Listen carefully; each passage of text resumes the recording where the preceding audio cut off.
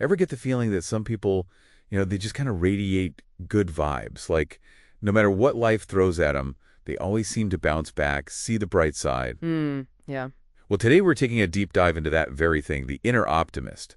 We're going to be looking at, let me see, J. Tamar Stone's March 2025 blog post called The Inner Update, Cultivating Your Inner Optimist. Okay. It's based on her card deck, Selves in a Box. So by the end of this, hopefully you'll not only understand what your inner optimist is all about, but also how to make it work for you. Whether it's already kind of front and center for you or something you want to develop more. Sounds good. So right off the bat, Stone's blog defines the inner optimist as this inner self that sees the best in everything and radiates enthusiasm. Right, like your own personal cheerleader. Exactly. But here's the thing, and this is what I found really interesting. Okay.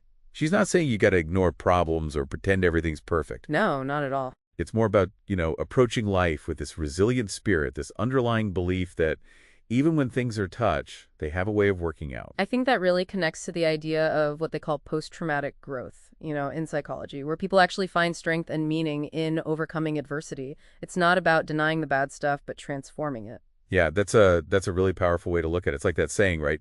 Life isn't about waiting for the storm to pass. It's about learning to dance in the rain. I like that. Speaking of rain, I remember this one time. I was absolutely convinced I could win this pie eating contest. Oh. Oh, yeah, I was so sure of myself. Let's just say my overconfidence didn't exactly lead to victory. It was messy, hilarious, and taught me a valuable lesson about balancing optimism with a dose of reality. Yeah, I think we all have those pie-in-the-face moments, right? I mean, I can think of a time I invested in, well, it was a business venture that turned out to be anything but what was promised. Guaranteed, they said.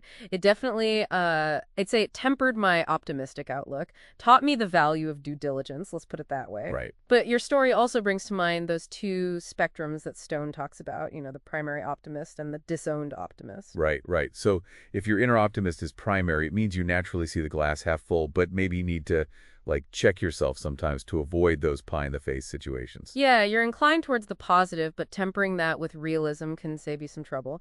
And then there's the disowned inner optimist, where maybe you tend towards doubt and negativity, but, and this is the good news, you can cultivate that optimism.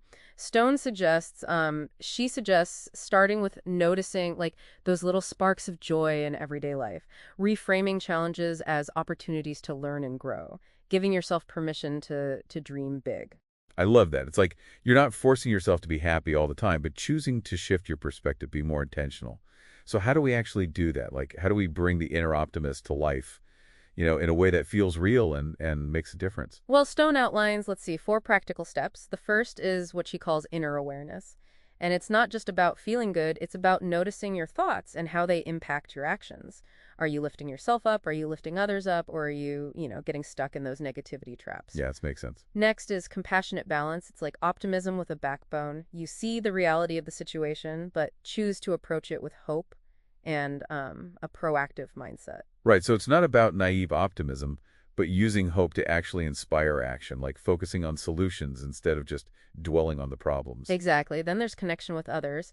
Imagine, right, the ripple effect that happens when you make a conscious choice to encourage other people to recognize and acknowledge their own inner optimists. Hmm. It creates this upward spiral of positivity. And then the last one, Stone talks about self-inspiration. And this is where things like gratitude journaling come in, setting goals that really excite you, and cultivating a deep trust in your own unique journey. It's really interesting how all those elements work together. Like you said, it's not just about putting on a happy face. It's about this deeper inner resilience and then sharing that energy with the world. Yes. And what's so great about Stone's approach is it's not about turning into some, I don't know, relentlessly cheerful robot. It's about integrating that optimistic energy into who you already are to become more balanced, inspired, and connected. So think about this, everyone listening. We all have this inner optimist inside, waiting to be discovered and nurtured. And, as you do that, you might be surprised at the ripple effects it has, not just in your own life, but in the lives of the people around you. What if cultivating your inner sunshine is one of the most powerful ways to make the world a brighter place?